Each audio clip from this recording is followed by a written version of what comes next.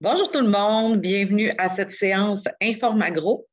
Donc aujourd'hui, on a le plaisir d'être en compagnie des gens du CQDD, donc plus particulièrement de Nicolas Gagnon. Nicolas va nous présenter une conférence sur évaluer, améliorer et communiquer ses pratiques de développement durable grâce à l'activateur. Donc, je vous rappelle que les activités Informagro sont en collaboration avec Informafaire ainsi qu'avec le réseau AgriConseil. Il est possible de pouvoir visualiser à nouveau toutes les présentations et les capsules Informagro sur les plateformes du créneau d'excellence agro-boréal ainsi que celles d'Informaffaires. Donc, n'hésitez pas à consulter les activités qui sont déjà passées, mais également à participer aux prochaines, à vous y inscrire en consultant notre site web où toutes les prochaines activités vous sont présentées. Donc, Nicolas, je te cède la parole. Pour les participants qui sont en ligne sur Zoom, vous pouvez fermer micro, caméra. Donc, on va être plutôt en mode présentation. Et si vous voulez poser des questions, vous pouvez utiliser le chat. Donc, ils pourront être répondus soit au fur et à mesure ou à la fin de la présentation. Ce sera à la discrétion de Nicolas. Donc, je vous remercie. Puis, Nicolas, à toi la parole. Merci, Isabelle. Merci pour l'invitation. D'abord, c'est vraiment apprécié d'avoir cette première vitrine pour présenter l'activateur. Ça fait déjà plus de 6 ans qu'on y travaille sur cette application web-là et c'est la première fois aujourd'hui qu'on sort publiquement. Donc, je salue tout le monde. Je vois des gens que je connais, là, dont Steve Larouche, qui est un partenaire et un administrateur. Donc, bonjour Steve, bonjour les gens qui sont présents. Sans plus tarder, je vais partager ma présentation. Juste une seconde. Est-ce que vous voyez bien? Oui, on voit bien. Parfait. Donc, comme s'intitule la présentation, évaluer, améliorer et communiquer ses pratiques de développement durable avec l'application Web Activateur, ça va être l'essentiel de mon propos va être autour de cette application web. Je vais quand même faire un effort de mise en contexte au début par rapport au développement durable pour ceux qui sont peut-être moins au fait par rapport à ces nouvelles pratiques d'affaires. Donc, le déroulement de la présentation, ça va être assez simple, là. Présentation rapide du CQDD, du Centre québécois de développement durable, pour ceux qui ne nous connaissent pas. Mise en contexte rapide sur le développement durable en entreprise et les opportunités d'affaires qui y sont associées. Présenter aussi très brièvement le projet, mise en contexte du projet de l'activateur. La démonstration, qui est une partie importante là, qui a été préparée par mes collègues à l'interne. Julie Perron et Catherine Quentin. Et ensuite, il y a une offre de soutien en lien avec l'activateur qui va vous être présenté, qui a été travaillé avec le créneau agro-boréal. Puis, on va terminer avec une période de questions, de discussion. Je pense qu'on devrait avoir quand même pas mal de temps là, pour échanger dans la dernière partie de l'activité. Donc, ça fait le tour au niveau du déroulement. Très rapidement, le CQDD, un organisme à but non lucratif autonome qui, depuis plus de 30 ans, soutient les organisations dans leur démarche ou dans l'adoption de leurs pratiques de développement durable. On a eu l'occasion d'accompagner plus de 700 organisations de toutes les régions du Québec et pratiquement de toutes les provinces canadiennes. Plus de 700 organisations, on travaille avec un réseau de plus de 80 partenaires, principalement des organismes de développement économique, comme le créneau agro-boréal. Et on est également parmi nos mandats majeurs, parce qu'on a des projets structurants qu'on gère. Un des mandats majeurs qu'on a du gouvernement du Québec, c'est d'animer le réseau québécois d'agents du Franco-Leader. Donc, ça, c'est un projet structurant. On en a plusieurs, dont PME Durable 02, que je vais vous parler dans quelques instants. Et on offre différents services conseils aussi comme entreprise d'économie sociale pour s'autofinancer. Je continue avec peut-être souligner très brièvement qu'on a développé plusieurs outils de gestion et en lien avec la présentation aujourd'hui, un des outils qu'on a développé, qu'on a publié, ça fait déjà quelques années, 2013, le guide de développement durable pour les entreprises agricoles. Donc, on a publié plusieurs outils et l'activateur fait partie de ce créneau-là de développement d'outils qu'on rend disponible pour les organisations. Aussi, plusieurs projets pilotes, je souligne parce qu'on a eu l'occasion d'en faire plusieurs dans le secteur. On a fait une quinzaine de projets de cohorte, projets sectoriels, 2 dans le secteur agricole et 2 dans le secteur de la transformation alimentaire, dont un que vous voyez les entreprises ici, le participant, qu'on a fait avec le créneau agro-boréal.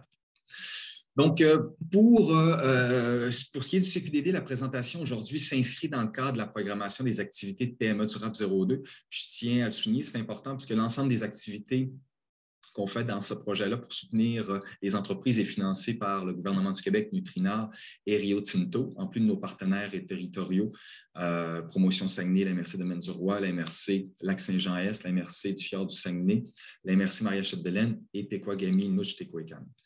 Donc, l'objectif, on travaille avec un ensemble de partenaires régionaux pour rendre les entreprises plus compétitives par le levier du développement durable. Puis, on met de l'avant différentes initiatives, dont des présentations comme celle d'aujourd'hui pour, comment je pourrais dire, démystifier ce que c'est le développement durable et informer les entreprises des opportunités et des bénéfices de passer à l'action notamment. Donc, je ne m'étendrai pas plus longtemps sur PME durable 02, mais c'est important de souligner que notre intervention d'aujourd'hui est en lien avec ce projet-là. Donc, très brièvement, le développement durable en entreprise, c'est un concept qu'on entend parler depuis une trentaine d'années, mais plus, comment je pourrais dire, de manière plus courante depuis 3 ans. Juste résumer très brièvement qu'est-ce qu'on entend par développement durable. Puis je vous le présente en lien avec une illustration de Novétique qu'on a adaptée. Je trouve qu'il illustre bien le concept. En fait, c'est l'idée en lien avec le développement durable, c'est d'adopter des pratiques d'affaires plus éco-responsables, des pratiques d'affaires plus durables qui permettent à l'entreprise de faire preuve d'une plus grande responsabilité sociale, de contribuer au développement durable de la société. Plus concrètement, pour une entreprise, c'est de mettre de l'avant des mesures qui vont permettre de réduire son empreinte environnementale, de mettre de l'avant des technologies propres, de mettre de l'avant des mesures qui vont être positives pour les employés, qui vont permettre de réduire l'empreinte environnementale des produits, de s'impliquer plus activement dans la communauté et faire preuve de meilleures pratiques de gouvernance, que ce soit au niveau des échanges à l'interne, d'éviter de faire preuve d'éthique et d'assurer la pérennité de l'entreprise à long terme. Si je résume très, très rapidement, un des moyens d'aller de l'avant avec le développement durable, c'est la démarche. Une démarche stratégique et globale qui vise à, plutôt qu'y aller à la pièce avec des pratiques d'affaires qui touchent des aspects environnementaux, socio-économiques de l'entreprise ou financières, d'y aller avec une démarche qui permet de structurer ces pratiques-là au sein de la culture organisationnelle. Je vous présente une petite définition ici là, qui a été diffusée par le ministère de l'Économie, qui dit en gros que c'est une façon une démarche de développement durable de mettre en place progressivement des pratiques de gestion qui améliorent la performance de l'entreprise sur le plan financier, économique, social, environnemental et de bonne gouvernance. Donc, c'est très simple comme définition. C'est rattaché aux 4 grands piliers là, financier, économique, social, environnemental et gouvernance qu'on va aborder tout à l'heure. Plus concrètement, si on va avec les incontournables d'une démarche de développement durable, d'abord, il y a l'idée d'avoir une vision à long terme, d'un engagement des dirigeants, de faire preuve d'une plus grande responsabilité sociale ou de contribuer au développement durable, d'évaluer sa performance sur le plan économique, social, environnemental, et d'établir des priorités avec un plan d'action en bout de ligne, des objectifs et mettre en place un plan d'action. Mettre en place des mécanismes de suivi et de mesure des progrès. Donc, c'est beau de s'engager publiquement, mais de se mesurer ou faire un suivi pour, en bout de ligne, communiquer ses résultats, pour faire preuve de transparence et de mettre en place un dialogue avec les différentes parties prenantes, que ce soit les employés à l'interne ou les partenaires d'affaires à l'externe. Donc, j'explique ça parce que je vais y revenir tout à l'heure. Je vais y revenir dans quelques instants pourquoi j'ai présenté ces 6 éléments-là. En gros, mettre de l'avant autour de ces 4 thématiques-là qui se déclinent selon la norme québécoise BNQ 21000 en 21 enjeux qui sont résumés ici, là, que ce soit des aspects sociaux ou associés à la bonne gestion des ressources humaines à l'interne, que ce soit les conditions de travail, la santé et sécurité, le développement des compétences, des enjeux plus environnementaux liés à la gestion des matières résiduelles, l'énergie, les gaz à effet de serre, etc., des enjeux associés à des aspects financiers et économiques, que ce soit les pratiques d'investissement, les pratiques d'approvisionnement ou l'implication dans la communauté, et des aspects de gouvernance, qu'on appelle aussi des enjeux transversaux associés à la mission, vision, valeur, la stratégie, la gouvernance de manière générale. Donc, ça, c'est des aspects importants. Là, il y a une diapo que je voulais vous présenter avant, que j'ai déplacée inconsciemment peut-être, associés à des éléments qui vous permettent, avec l'activateur, de progresser par rapport aux éléments incontournables d'une démarche de développement durable, l'évaluation de la performance, l'idée de se doter d'un plan d'action et de communiquer les résultats. Je trouvais important de le rappeler parce que c'est un peu un des objectifs de cette application web, de simplifier l'exercice ou l'amorce d'une démarche de développement durable par les entreprises de la région. Je dis de la région du Saguenay-Lac-Saint-Jean. Vous allez voir tout à l'heure que c'est un outil qui va être disponible partout au Québec, mais sous d'autres conditions que celles du Saguenay-Lac-Saint-Jean. Donc, pour fermer la boucle là, avec les opportunités ou le développement durable de manière générale, je vous propose un petit résumé de 4 bonnes raisons de passer à l'action en développement durable si vous êtes un gestionnaire d'entreprise et vous n'êtes pas convaincu. Première raison, c'est d'associer aux attentes des consommateurs. En fait, cette diapo-là commence à dater, là, mais c'est reconnu en fait que les consommateurs sont de plus en plus nombreux à être prêts à payer plus cher pour des produits ou auprès d'entreprises qui ont des pratiques d'affaires plus responsables, plus éco-responsables. En fait, il y a différentes études. Vous voyez, ça date un petit peu, là, mais ce qu'on remarque, c'est que sur tous les continents, sur la base de cette étude-là de Nielsen, c'est que sur tous les continents, il y a des attentes croissantes et c'est un phénomène qui s'accélère. Plus près de nous, au Québec, il y a le baromètre de la consommation responsable qui est publié à chaque année. En 2018, entre autres, ce qu'on disait, c'est que les entreprises, qu'il y avait des opportunités des entreprises parce que les consommateurs considéraient qu'il n'y avait pas suffisamment d'informations par rapport aux produits, aux services et ils étaient intéressés d'en savoir plus. Deuxième raison, les attentes des grands acheteurs. Il y a eu plusieurs études qui ont été publiées au Québec là, qui démontrent que les grands acheteurs sont de plus en plus nombreux à intégrer des critères de développement durable dans leur processus d'octroi de contrats avec leurs fournisseurs ou leurs partenaires d'affaires. Il s'agit de regarder les pratiques là, de grandes entreprises au Québec comme Metro, par exemple, ou Sobeys pour voir que c'est en train de prendre forme progressivement. Et ça, il y a plein d'études qui le démontrent. Entre autres, l'Espace québécois de concertation sur les pratiques d'affaires éco-responsables, l'ECPAR, qui travaille sur ce dossier-là depuis plus de 10 ans. L'autre signal du marché provient des bailleurs de fonds. Si on fait juste regarder l'évolution des programmes de financement du gouvernement du Québec entre 2017 et 2019, on voit que le nombre de programmes qui incluent des critères de développement durable a vraiment augmenté, été multiplié par 6, que ce soit pour des programmes qui ont des critères d'éco-responsabilité, que vous voyez en turquoise, c'est-à-dire des programmes où on encourage l'adoption de pratiques de développement durable, ou des programmes d'éco-conditionnalité, c'est-à-dire des programmes où on exige certaines pratiques de développement durable. Donc, c'est vraiment en forte croissance et c'est quelque chose qui va fortement s'accélérer au cours des 5 prochaines années avec la prochaine stratégie gouvernementale de développement durable 2022-2027 parce que ça va devenir une priorité gouvernementale. Pour vous illustrer quelle forme que ça a pris, ça va être annoncé en fait d'ici 2 semaines. Investissement Québec s'est engagé il y a presque 1 an à ce que tous ces programmes, ces interventions financières intègrent des critères de développement durable au plus tard le 1er avril 2022, donc dans 2 semaines. Et je sais que c'est un dossier qui a avancé fortement auprès d'Investissement Québec, qui est une des principales institutions financières au Québec. Donc, c'est une tendance très forte, l'intégration de ces critères de développement durable dans l'octroi de financement. Et le 4e signal du marché provient de la main-d'œuvre. On le sait, c'est l'enjeu économique numéro 1 maintenant au Québec comme ailleurs au Canada d'avoir des difficultés au niveau de l'embauche et de la rétention de la main-d'œuvre. Et de plus en plus, nous autres, on met l'emphase sur le levier que peut représenter le développement durable comme levier d'attraction et de rétention de la main-d'œuvre. Montrer quelques chiffres. Selon le portrait 360 sur les attentes de la main-d'œuvre au Québec, un des 5 grands constats pour alimenter la réflexion, pour favoriser l'attraction et la rétention de la main-d'œuvre, c'est le fait que 85% de la main-d'œuvre trouvent que la responsabilité sociale d'une entreprise est importante. Donc, on n'aurait pas vu ce type d'information-là il y a 3 ans. Ça démontre l'ampleur que le développement durable a pris dans les attentes de manière générale de la société, mais maintenant auprès des travailleurs.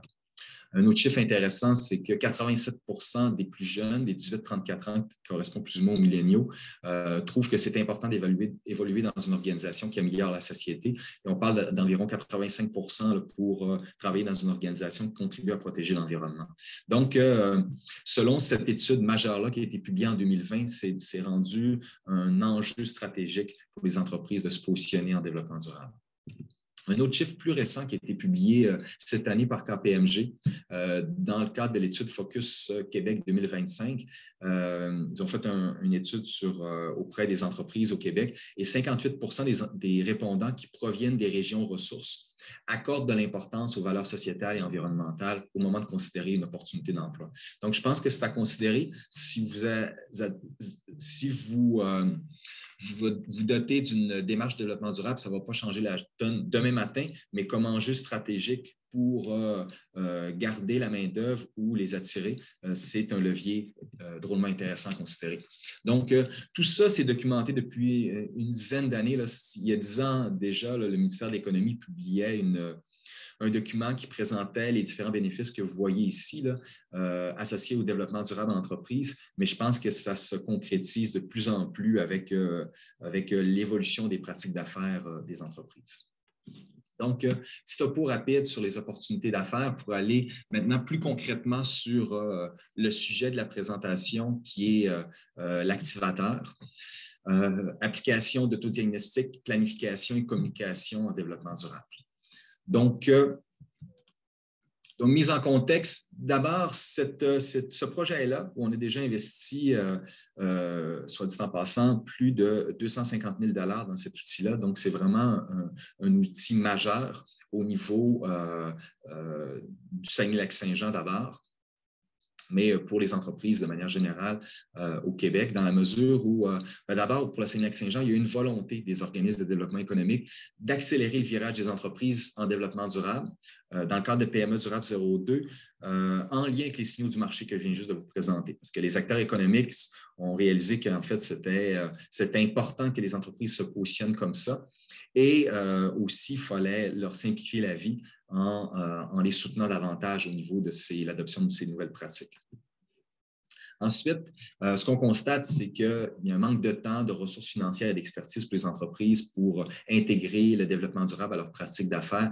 Plusieurs études démontrent que les entreprises souhaitent être mieux outillées, mieux informées, mieux accompagnées. Et donc, l'activateur va dans ce sens-là.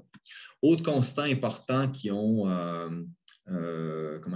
permis le développement de cet outil-là, c'est le fait qu'il n'y a pas nécessairement d'outils web de gestion qui permet de faire un autodiagnostic qui était adapté à la réalité sectorielle des entreprises. C'est beau les outils qui sont disponibles, mais c'est rarement, du moins nous on n'en connaît pas, qui sont adaptés à la réalité des entreprises, entre autres du secteur agricole, qui est une réalité, donc unique. Et même chose pour le secteur de la transformation alimentaire, qui nous intéresse, deux secteurs qui nous intéressent aujourd'hui. Et donc, un besoin d'aide qui est exprimé aussi pour démarrer ou poursuivre une démarche de développement durable. Le CQDD a réalisé 3 sondages dans la région au cours des 6 dernières années et ça ressort toujours, même auprès des entreprises qui ont participé à un programme d'accompagnement, qui se sont dotées d'un plan d'action, qui se sont dotées d'une politique de développement durable, qui ont avancé avec certaines mesures. On se rend compte après 3 ans que les entreprises souhaitent avoir un soutien pour la mise à jour de leur plan d'action, pour communiquer leurs bonnes pratiques et d'être accompagnés aussi pour leur diagnostic. Donc, l'activateur, en bref, d'abord peut-être un portrait très général de l'outil. 3 fonctionnalités l'outil permet de faire un autodiagnostic, de générer un plan d'action et de produire une communication en lien avec les bonnes pratiques de développement durable de l'entreprise. Rapide et facile d'utilisation, c'était une de nos priorités de faire quelque chose qui allait permettre à un gestionnaire d'entreprise de s'évaluer rapidement parce qu'on le sait, certains outils, parfois, quand ça prend 1 heure, 1 heure et demie de faire ça en ligne, les gestionnaires décrochent. On sait qu'on a affaire à un public qui n'a pas beaucoup de temps. Donc, ça, c'est important de simplifier l'exercice Puis dans ce sens-là, c'est important de souligner que l'application ne se compare pas à un service d'accompagnement. C'est un outil pour simplifier l'exercice d'une entreprise qui veut faire ça, qui n'est pas trop certain, puis qui veut avoir un premier aperçu de ses pratiques à l'interne, de ses bonnes pratiques. Adapté à différents secteurs d'activité. Évidemment, c'est un outil qui va être en développement en continu, je dirais. C'est le cas depuis 6 ans, mais on a d'autres ambitions avec le projet, de grandes ambitions avec ce projet-là. Présentement, il est disponible pour le secteur agricole, pour le secteur de la transformation alimentaire, pour le secteur du tourisme, pour le secteur manufacturier et très prochainement là, pour le secteur des services. Donc, et plusieurs secteurs peuvent être sélectionnés. Aussi, il permet un ciblage d'enjeux et d'actions en fonction de caractéristiques de l'entreprise. Donc, vous allez voir dans quelques instants, là, si l'entreprise a tel équipement, par exemple, il va y avoir des mesures qui vont être proposées, qui vont être associées à des mesures d'efficacité énergétique pour tel type d'équipement, par exemple. Donc, ça aussi, c'est une plus-value de l'outil. Confidentiel, bien ça, je pense que c'est important de le rappeler, de le souligner, parce que il y a toujours une crainte pour une entreprise de, quand on ne sait pas trop vers où elle doit s'en aller avec le développement durable, bien, il y a toute la partie diagnostic, planification et confidentielle. Et après ça, il y a la possibilité de communiquer certains éléments au choix de l'utilisateur. Et gratuit pour les entreprises du Saguenay-Lac-Saint-Jean via les partenaires de PME Durable 02. PME Durable 02, c'est une initiative majeure, comme je disais, qu'on travaille depuis 6 ans, qui vise essentiellement les entreprises du Saguenay-Lac-Saint-Jean. Pour cette raison, les entreprises de la région vont avoir accès gratuitement à l'activateur via un partenaire de PME Durable 02. Je vais vous les présenter dans quelques instants. Pour les entreprises ou les gens qui nous écoutent qui sont à l'extérieur de la région, ça va être possible de l'utiliser moyennant un tarif de 300 $ par année. Donc, c'est une façon de, comment je pourrais dire, de reconnaissance là, par rapport à nos partenaires régionaux qui ont permis le financement de cet outil-là. Donc, quand vous êtes membre ou vous travaillez avec un des partenaires régionaux, que ce soit le Créneau Agro-Boréal ou la SADC, Lac-Saint-Jean-Ouest, par exemple, vous allez avoir accès, en communiquant avec eux, à un code d'accès qui va vous permettre de faire l'exercice, d'utiliser l'activateur gratuitement. Donc, soit dit en passant, c'est les quelques 30 partenaires régionaux avec qui on travaille pour le déploiement de l'initiative PME Durable 02. Les sources d'information. En fait, l'outil est organisé en fonction des 4 thématiques de la norme BNQ 21000. Donc, je les ai présentés tout à l'heure, les enjeux, les thématiques transversales, économiques, sociales et environnementales, qui est structuré par la suite en fonction des 21 enjeux multisectoriels associés à la norme québécoise. Par la suite, il y a des enjeux qui s'ajoutent en fonction du secteur d'activité de l'entreprise. Vous allez voir tout à l'heure, ce qui fait en sorte que parfois, en fonction des filtres, il va en avoir une quinzaine, par exemple, enjeux associés au BNQ 21000, puis après ça, ça se décline de manière plus précise avec des enjeux propres à un ou des secteurs d'activité sélectionnés. On a pris en compte de multiples outils de référence en développement durable, notamment pour le secteur agricole, le guide de gestion durable d'une entreprise agricole qu'on a publié en 2014, puis qu'on a fait avec 30 organismes du secteur agricole ou des producteurs agricoles spécifiquement. Donc, ce qui fait en sorte que déjà pour le secteur agricole, on avait une bonne base. Par la suite, il y a eu, à travers ça, en fait, préalable au développement de l'outil, 4 projets de cohorte, 2 qui ont été faits avec Nutrinard et 2 qui ont été faits dans le secteur de la transformation alimentaire, entre autres avec 10 des plus grands transformateurs au Québec et 1 qui a été fait au niveau régional, comme je disais tout à l'heure, avec le Créneau Agro-Boréal. Donc, ce qui fait en sorte qu'il y a une expérience terrain qui a permis d'alimenter le développement du contenu de l'outil. Ensuite, il y a eu tout un processus de révision avec des intervenants, des gestionnaires, que ce soit le MAPAC, Nutrinard, Agro-Boréal, et au niveau d'entreprise aussi. Pour le secteur agroalimentaire, par exemple, il y a un travail qui a été fait avec 5 entreprises membres du Créneau. Donc, je vais directement sur la démonstration de l'activateur avec en fait, la démonstration qui était, je vais travailler là, avec je vais vous présenter 3 capsules vidéo juste pour faciliter la démonstration, pour ne pas perdre de temps là, dans l'inscription de la création du compte et de faire les premières étapes. Et cette présentation-là est structurée en fonction des trois fonctionnalités de l'activateur, l'autodiagnostic, la planification et la communication. Donc, je commence avec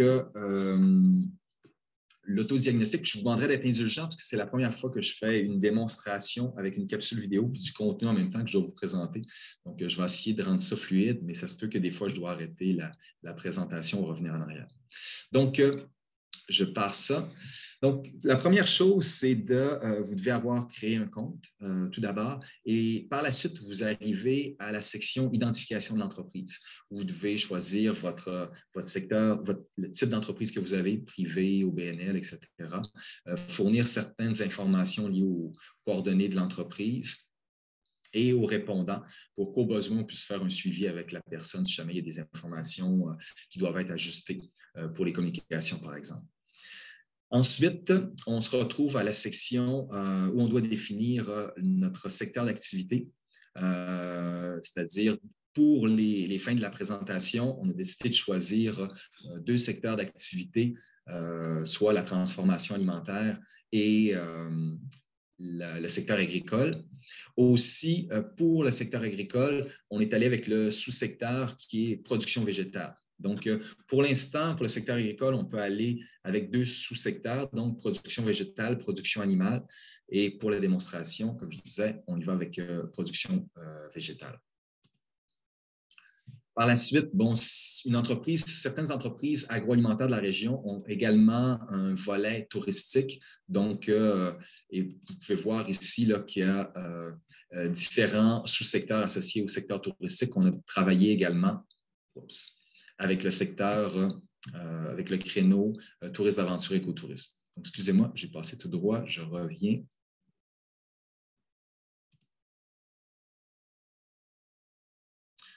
Donc, une fois que les secteurs d'activité ont été sélectionnés, on est amené à choisir certaines caractéristiques de l'entreprise qui vont influencer, encore une fois, les enjeux qui vont être définis, les objectifs et les actions qui vont vous être proposées. Donc, ces caractéristiques-là sont associées à la propriété du bâtiment, à certaines caractéristiques liées à la production agricole, par exemple, si l'entreprise est en régie biologique. Est-ce qu'elle possède une flotte de véhicules? Est-ce qu'elle a certains équipements? Vous avez une liste ici d'équipements qui vont avoir un impact sur la proposition de mesures en lien avec l'efficacité énergétique particulièrement, mais aussi la consommation d'eau. Donc, pour la démonstration, il va avec une entreprise qui est propriétaire du bâtiment, qui a une flotte de véhicules et qui a, entre autres, qui utilise de l'eau. Ça va vite un petit peu. Je vais juste reculer une petite affaire. Qui utilise de l'eau comme intrant et qui génère des eaux usées. Donc, là, on arrive après ça à une section où on voit les enjeux incontournables pour l'entreprise sur la base des informations qui ont été sélectionnées, qui ont été entrées précédemment. Donc, là, vous avez un aperçu des enjeux. Là. On en a d'autres enjeux un petit peu plus bas, mais ce n'était pas possible de faire une capture d'écran complète pour tout voir les enjeux. Donc, vous avez ici des enjeux qui sont propres à pratiquement tous les secteurs d'activité. Par exemple, l'approvisionnement, mission, vision, valeur, par exemple, ou encore attraction et rétention de la main-d'œuvre. Vous voyez ici, là, ces enjeux transversaux ici et économiques sont liés directement à la norme BNQ 21000, tandis qu'attraction et rétention de la main-d'œuvre, on l'a ajouté, ça touche tous les secteurs d'activité maintenant, mais c'est un enjeu qui n'était pas à la base dans la norme québécoise.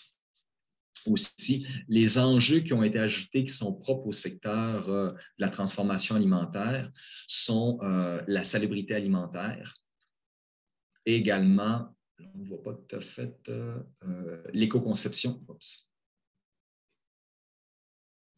Désolé, petit bug d'animation, je vais juste revenir. Où est-ce qu'on était rendu?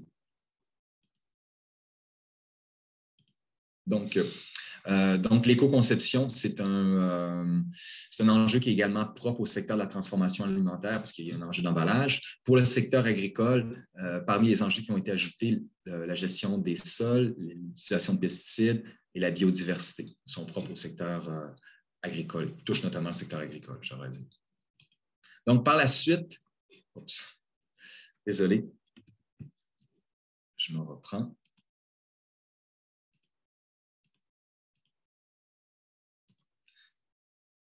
Donc, par la suite, on va arriver, on est en mesure de commencer l'autodiagnostic. Donc, l'idée ici, c'est assez simple. Je vais arrêter la présentation. Comment ça fonctionne? C'est que pour chacun des enjeux, il y a un objectif qui est proposé et un ensemble, une ou plusieurs actions va être proposées. Et l'idée, c'est très simple, c'est que l'organisation a trois options, soit d'identifier une action comme étant réalisée, soit identifier une action comme une piste d'action potentielle pour l'entreprise, ou soit de passer directement sans la sélectionner, réaliser une piste d'action. Sauf que les choix qui vont être faits ici sont très importants dans la mesure où tout ce qui est identifié comme réalisé va alimenter l'exercice de communication qui va avoir lieu un petit peu plus loin. Et lorsqu'une action est identifiée comme une piste d'action, ça va alimenter le module planification. Donc, quand ça va être le temps de faire son plan d'action, on va aller piger dans les actions qui ont été identifiées préalablement lors du diagnostic comme piste d'action. Donc, je laisse jouer la présentation pour que vous voyez un peu comment ça fonctionne. Donc, si on aurait une organisation qui aurait déjà réalisé, mis par écrit son énoncé de vision et qui trouverait intéressant de mettre par écrit sa vision d'organisation dans 5 ans. Donc, d'autres actions sont proposées. Normalement, on irait au suivant pour aller à l'enjeu suivant, sauf que pour pas que ça soit trop long, on va aller directement sur l'enjeu approvisionnement. On va sauter quelques enjeux. Donc, par exemple, si l'objectif, c'est d'intégrer des critères de développement durable pour le choix de produits, une des actions était, je recule une petite affaire, était de se doter d'une politique d'approvisionnement responsable. Ensuite, l'entreprise, par exemple, ici, aurait déjà privilégié des produits locaux ou régionaux.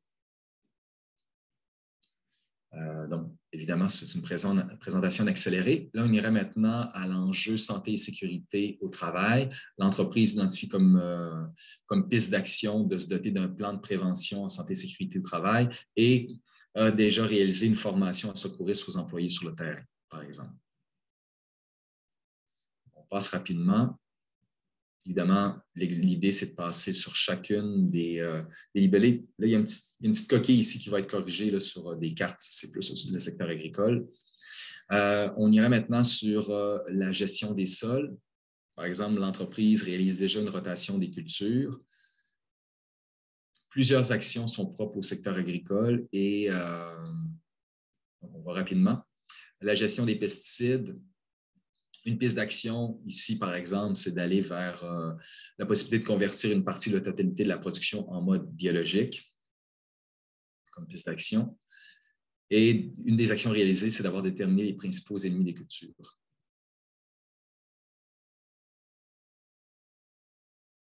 Une autre action réalisée, respecter la distance d'éloignement des cours d'eau. Ça, soit dit en passant, c'est une... Les producteurs agricoles, vous savez, c'est une réglementation, mais qui, disons que le MAPAC ne met pas beaucoup de pression pour qu'elle soit appliquée. Donc, c'est pour ça que c'est une piste d'action, même si c'est une obligation réglementaire. On poursuit avec l'éco-conception, par exemple avec l'action, avec l'objectif lancer une démarche d'éco-conception. C'est un enjeu incontournable là, pour le secteur, la transfo, en lien avec les emballages. Ici, on a d'utiliser des matières écologiques et recyclées, qui est très large, qui va pouvoir être précisé au niveau de l'exercice de communication ou de plan d'action. D'instaurer une politique de retour d'échange des emballages de produits avec les fournisseurs dans une perspective d'économie circulaire, comme piste d'action. Et donc, on se retrouve à un tableau ici où on résume l'ensemble des enjeux. Et en haut à gauche, vous avez les actions qui sont déjà réalisées par l'entreprise et en haut à droite, pour chaque icône là, associée aux enjeux, le nombre de pistes d'action qui a été identifié. Évidemment, comme on a fait la démonstration de manière accélérée, il n'y a pas beaucoup d'actions et de réalisation et de pistes d'action. Une entreprise peut facilement en avoir une dizaine là, pour certains enjeux qui sont prioritaires pour l'entreprise sur la base du nombre de libellés d'action qui est proposé. Donc, c'est une façon de présenter l'information de manière synthèse et contrairement à plusieurs outils, là, on ne se retrouve pas avec une synthèse associée à un score ou à un pourcentage de bonnes pratiques associées à un secteur. Il y a des avantages, ça peut être réconfortant, mais en même temps, on trouvait que c'était un peu, comment je pourrais dire, donc, il y avait un certain piège, puis on voulait faire attention d'aller vers le greenwashing pour dire aux entreprises qui étaient rendues à un certain niveau quand c'est très délicat de faire cet exercice-là. Donc, on a préféré d'avoir un outil qui était très terre à terre avec des actions réalisées qui étaient identifiées, qui pouvaient être identifiées et des pistes d'action.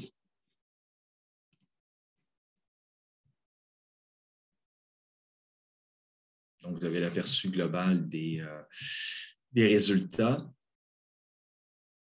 Donc, par la suite, on peut voir les résultats de manière plus détaillée pour chacun des enjeux, des objectifs. Ça va un petit peu vite, mais on va s'arrêter, par exemple, à... J'arrête à l'enjeu des pesticides. Donc, les actions réalisées, comme vous avez vu tout à l'heure, c'est synthétisé ici pour l'objectif optimiser la gestion intégrée des cultures. 2 actions ont été réalisées. Oui, 2 réalisations et une piste d'action qui a été identifiée qui va pouvoir alimenter le plan d'action. Donc, c'est présenté de manière plus détaillée là, pour l'ensemble des résultats de l'autodiagnostic. Ce qui peut, à partir de ce moment-là, être un résultat qui peut être imprimé ou sauvegardé en PDF pour alimenter la suite des choses, par exemple. Même pour une entreprise qui travaille avec un consultant, ça peut alimenter le travail qui est fait avec un expert qui accompagne l'entreprise ou encore de ramener ces résultats-là pour présenter à l'équipe, pour présenter ce qui est déjà bien fait dans l'entreprise et ce qui a été pré-identifié pour avancer dans les prochaines années. Évidemment, ce qu'on souhaite, nous, c'est qu'à partir de ces résultats-là, l'entreprise s'oriente vers un exercice de planification.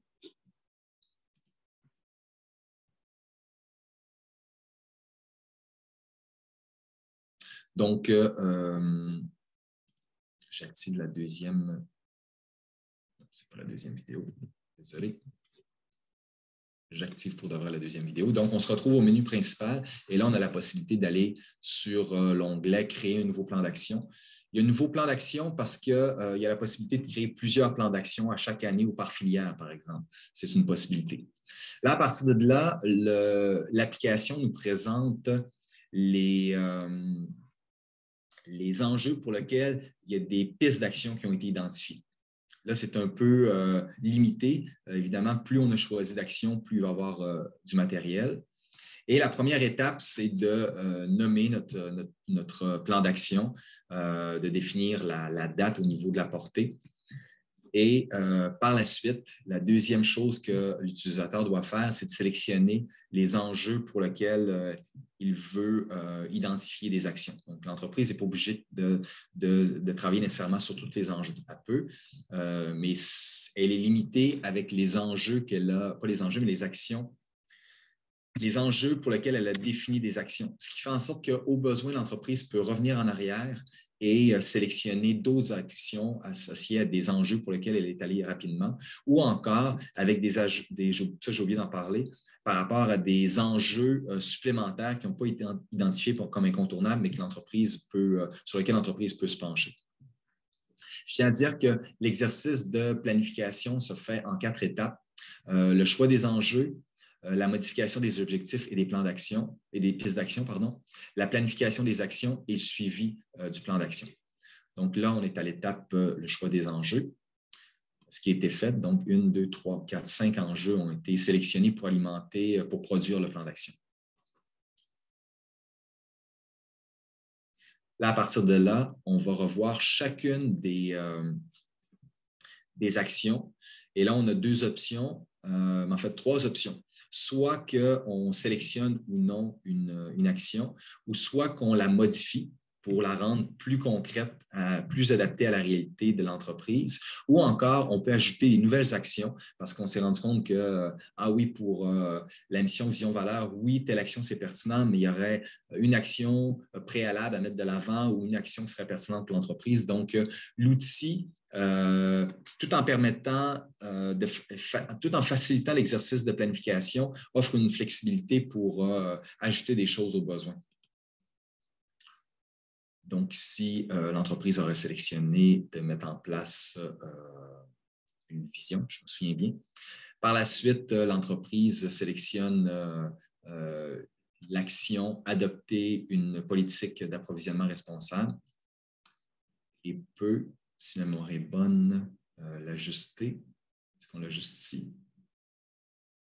On l'ajuste en mettant explorer les possibilités de retour d'emballage pour nos principaux fournisseurs.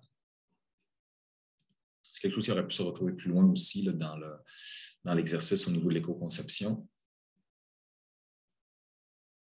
Donc, une autre action qui est sélectionnée.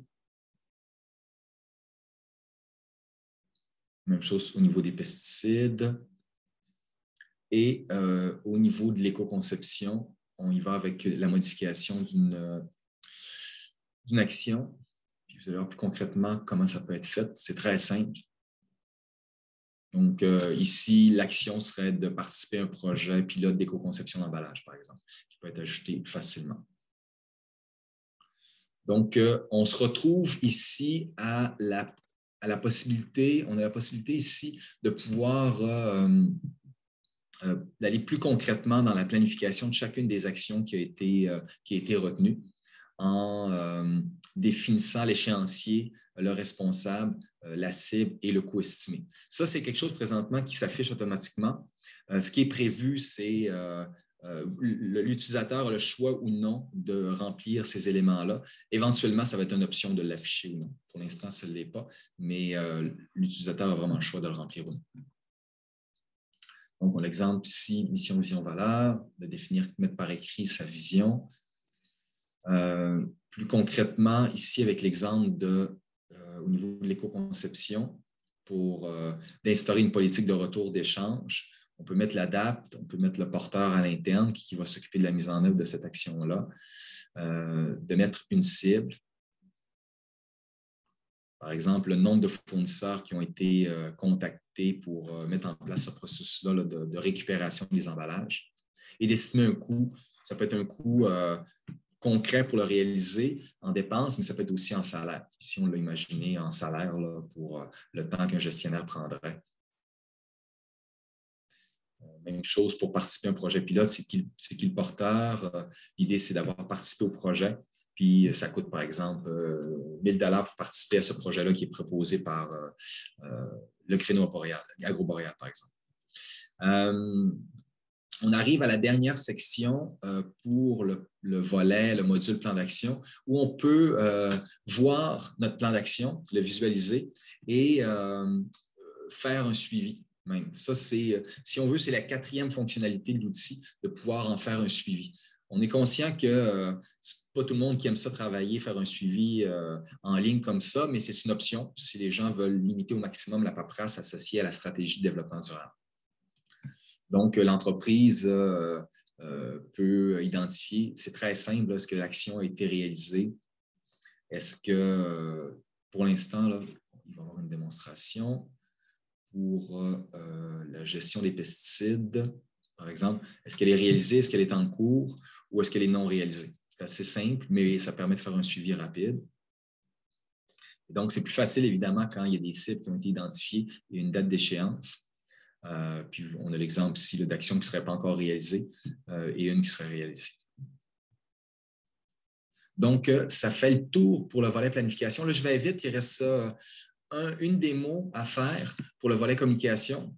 Donc, si jamais il y a des questions ou une question qui vous brûle les lèvres, n'hésitez pas à intervenir. Sinon, je garderai ça pour l'échange. Je vais rapidement pour le dernier bout qui est le volet communication.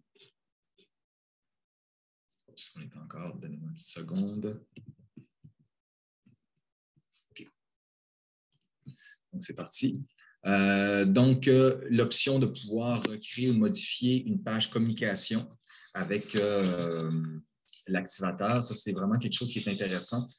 La particularité, c'est que ici, ces informations-là vont être rendues publiques. Vous avez des exemples ici, là, par exemple, l'option de communiquer votre mission, vision, valeurs, les engagements de l'organisation. On a mis des exemples. Vous n'êtes pas obligé de le faire. Mais l'idée, c'est de mettre ça d'entrée de jeu dans votre communication en développement durable. Mission, vision, valeur et engagement en développement durable si vous en avez. Certaines entreprises vont être plus au stade de se limiter à des actions qu'ils ont réalisées, c'est possible aussi. Vous voyez, là, c'est très simple. Là, il y a un maximum d'espace caractère. C'est assez facile de rentrer l'information. Par la suite, on choisit les enjeux pour lesquels on veut communiquer. Ici, par exemple, on communiquerait sur l'approvisionnement, santé et sécurité au travail, puis l'éco-conception. Et donc, on revient sur les actions qui sont déjà réalisées par l'entreprise et on peut les sélectionner pour les communiquer directement, mais ce n'est pas nécessairement une bonne idée parce qu'ils n'ont pas été adaptés nécessairement pour une communication directement. Par exemple, une entreprise n'aura pas tendance à communiquer, privilégier des produits locaux et régionaux, mais davantage de l'adapter. Vous avez un exemple ici, là. Vous avez le choix au niveau de l'approche éditoriale pour communiquer vos actions. Par exemple, privilégier des produits locaux et régionaux pourrait prendre la forme nous privilégions des producteurs et des fournisseurs régionaux. Si on continue avec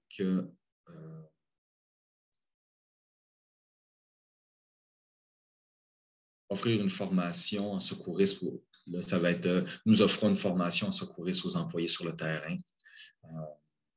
Et un dernier exemple qui est associé à l'éco-conception, utiliser des sacs de plastique recyclés et recyclables. Le libellé pourrait prendre la forme d'être davantage adapté à l'entreprise. Nous utilisons des sacs de plastique recyclés et recyclables, par exemple. Donc, à partir de là, ça génère une page qui va être affichée sur la vitrine PME Durable 02 qui va regrouper l'ensemble des communications des entreprises qui ont passé à travers l'activateur et qui veulent communiquer à l'externe. Ça, c'est une chose. Et qui va également, lorsque vous allez avoir réalisé l'activateur, vous allez également avoir accès à un hyperlien qui va pouvoir être associé à la section développement durable de votre entreprise pour communiquer plus concrètement les actions que vous réalisez facilement avec l'activateur. Donc, ici, vous auriez une première page. Par exemple, là, c'est un petit peu chenu parce qu'évidemment, pour les fins de la démonstration, on s'est limité à quelques enjeux, mais ça pourrait être davantage détaillé.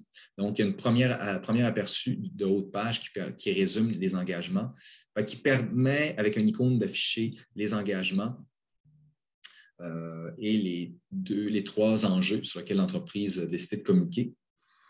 Je vais laisser rouler la vidéo. Donc, nos engagements, qui ont été définis tout à l'heure, apparaissent comme ça. Par la suite, on va aller vers chacun des enjeux avec l'objectif. L'objectif, je n'ai pas souligné tout à l'heure, mais peut être modifié également pour la communication et l'action. Par exemple, pour l'approvisionnement, nous privilégions des producteurs et des fournisseurs régionaux, par exemple. Évidemment, c'est le fun qu'une entreprise en fait plus que ça, mais l'entreprise a le choix de dire ce qu'elle fait. L'important, c'est que la communication est véridique. Même chose pour santé et sécurité au travail. On a l'objectif et les actions. Et ce qu'on souhaite, c'est que les entreprises communiquent une série d'actions associées à chacun des enjeux. Lancer une démarche d'éco-conception. Ici, nous utilisons des sacs de plastique recyclés et recyclables. C'est un peu limité comme démarche d'éco-conception, on s'entend, mais ça sera précisé dans notre prochaine démonstration. Donc, une fois qu'on a fait ça, il reste à soumettre la communication. Il y a quelqu'un au CQDD qui va regarder. Ce n'est pas un audit qu'on va faire dans l'entreprise. En fait, ce qu'on va faire, c'est regarder si, sur la base de la connaissance qu'on a de l'entreprise, si ça semble réaliste. Ça se peut qu'on appelle l'entreprise. On se donne ce droit-là d'appeler l'entreprise pour poser des questions avant de mettre public la communication que l'entreprise va avoir décidé de faire. Donc, les prochaines étapes associées à l'activateur, bien évidemment, vous êtes invité à réaliser votre auto-évaluation. Il y a une communication qui va être faite prochainement par le créneau Agroboréal qui va communiquer le code d'accès auquel vous avez droit si vous êtes une entreprise membre du créneau. Ou dans la portée du créneau, là, dans le périmètre du créneau, pour accéder gratuitement.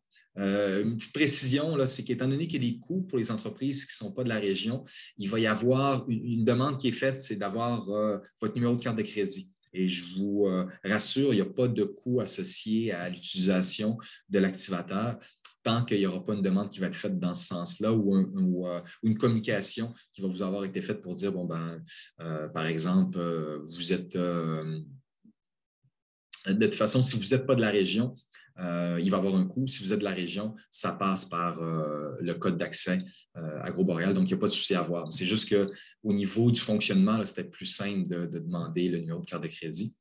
Ensuite, on vous invite à participer au lancement public qui va avoir lieu le 21 avril prochain, où on va faire notamment le lancement de la vitrine PME Durable 02, qui est essentiellement la plateforme du projet PME Durable 02. Donc, il va y avoir un événement en présentiel. Vous allez être invité à cette activité. On vous invite de rester à l'affût aussi parce qu'il y a des développements présentement avec l'activateur. Il va y avoir une attestation qui va être associée aux utilisateurs qui vont avoir avancé avec l'activateur. Donc, ça, c'est en développement. On a un financement du ministère de l'Économie pour développer ça. Et enfin, on vous invite à vous inscrire, si vous êtes une entreprise qui est à l'intérieur du périmètre du créneau Agroboréal, à un programme d'accompagnement. C'est très simple comme programme, là. On a la possibilité d'accompagner 20 entreprises du Saguenay-Lac-Saint-Jean dans un accompagnement de 3 heures, en fait, pour bonifier votre diagnostic sur la base de l'exercice que vous allez avoir fait, votre plan d'action ou encore votre communication avec d'autres outils de communication qui vont être élaborés dans le cadre de ce projet-là. Donc, 3 heures d'accompagnement, de coaching. Il y a 20 places disponibles pour les entreprises du Saguenay-Lac-Saint-Jean.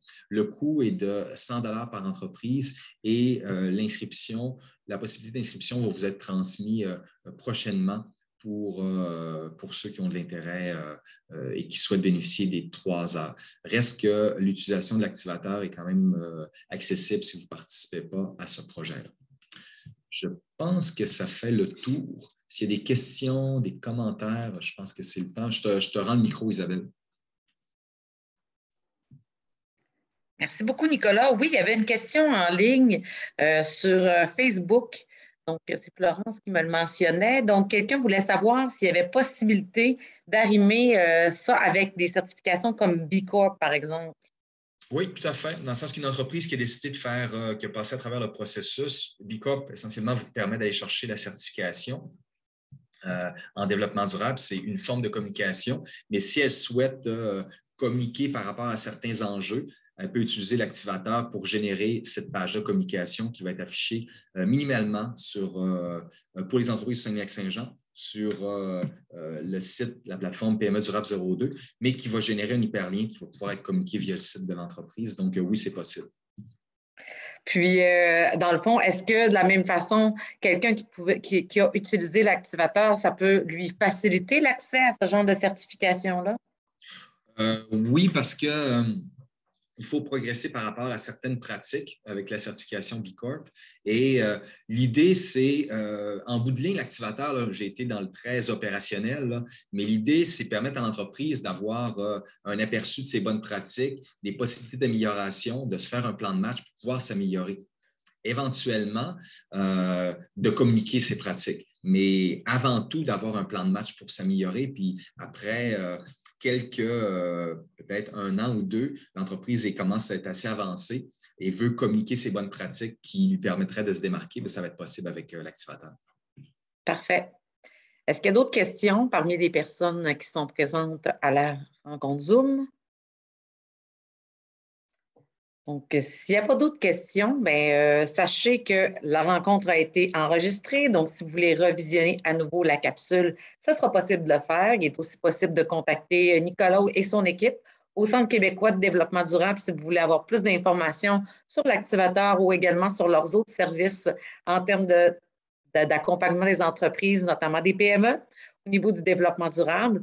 On vous remercie beaucoup, Nicolas, ainsi que Julie, non? Donc, aux communications, au CQDD. Puis, on remercie également toutes les personnes présentes, les personnes qui ont visionné en ligne également. Puis, restez à l'affût, encore une fois, comme je vous le mentionnais, pour les prochaines activités Informagro. La prochaine aura lieu le 21 avril et ce sera avec Fonds d'Action qui, justement, nous présenteront comment l'investissement durable peut être un créateur de croissance, donc via des outils comme ceux que Fonds d'Action peut mettre à la disposition des entreprises de la région. Donc, merci à tout le monde et à la prochaine. Merci Isabelle.